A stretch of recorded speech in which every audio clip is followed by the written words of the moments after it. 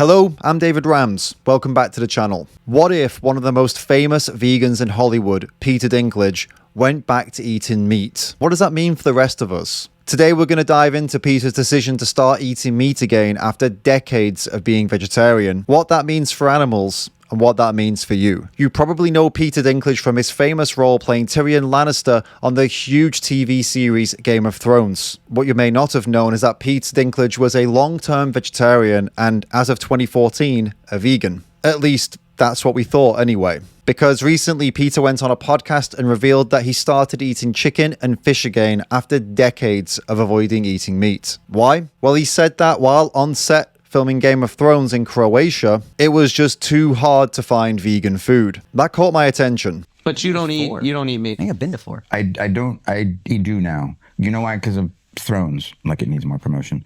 I started eating fish and chicken again on that show. Because, why? Because the vegetarian in Croatia...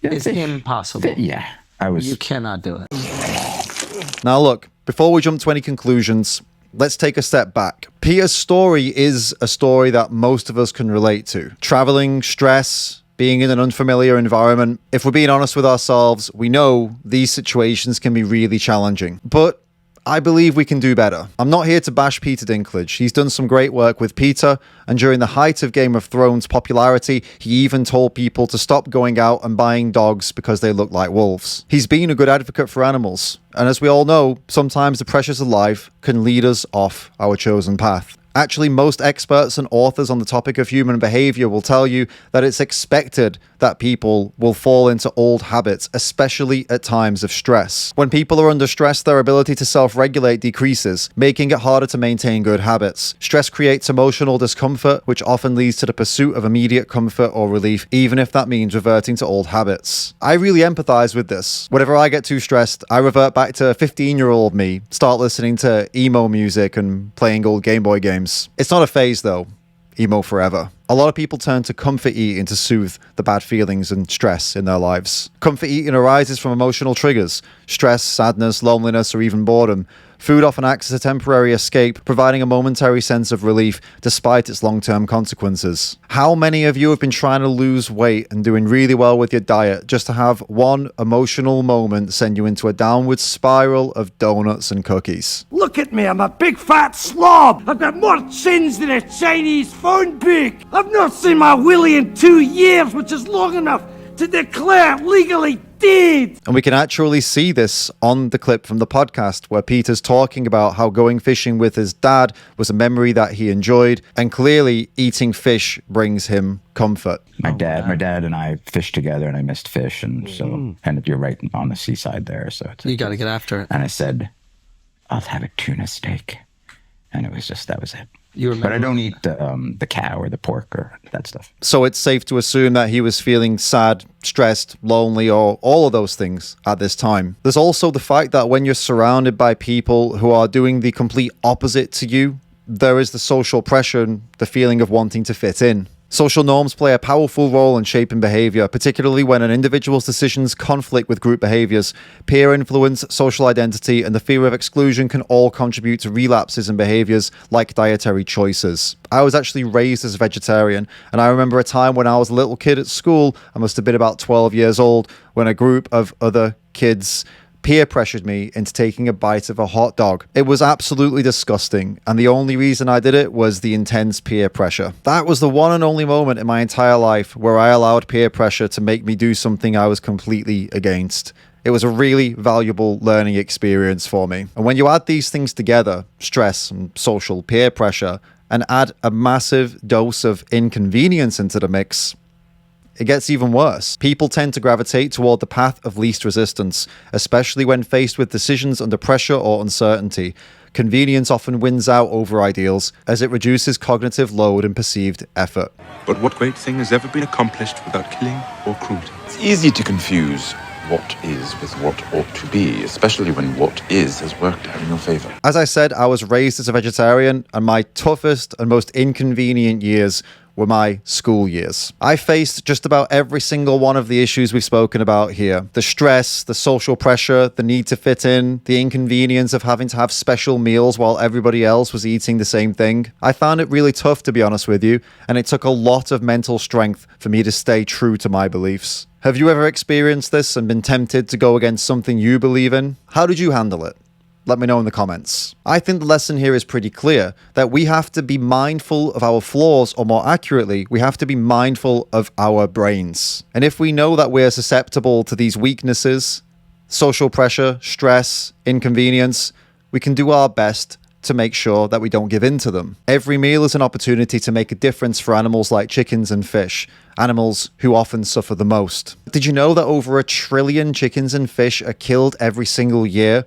That's about 31,000 chickens and fish killed per second. That's 10 times more chickens and fish killed than dogs killed in the entire Yulin Dog Festival. Research on chickens has taught us that they're sensitive, emotional, empathetic animals with a whole range of complex behaviors. And fish are probably the most misunderstood animals on the planet, but new research has also shown that they feel pain, feel emotions, and have complex behaviors just like chickens. Despite all this new research, chickens and fish remain the most abused and killed animals on the planet. Maybe you're watching this and you're not aware about the situation that animals are in.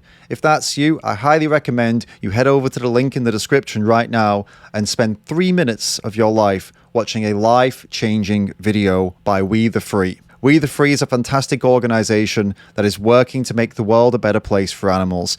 They've put together a high-quality, professional 3-minute video that packs into 3 little minutes everything you need to know about what happens to animals and what you can do about it. Fortunately, people are starting to care more about animals now, and I do have hope for the future, but we've got a lot of work to do. Like Peter Dinklage, we've all had these moments of challenge, whether it be the stress, the social pressure, or the inconvenience. But it's in these tough times that our choices matter the most. You might be someone like Peter Dinklage, who's had a long history of vegetarianism or veganism, or maybe you're just starting to think about your food choices. Wherever you're at, I really want to encourage you. Even if a vegetarian or vegan starts eating meat again, this doesn't have to be the end of their journey in helping animals. If you've fallen off the vegan wagon, fine, it happens. What matters is what you do next. A wise man once said that you should never believe a thing simply because you want to believe it. Traveling to places where plant-based options seem non-existent can be tough, but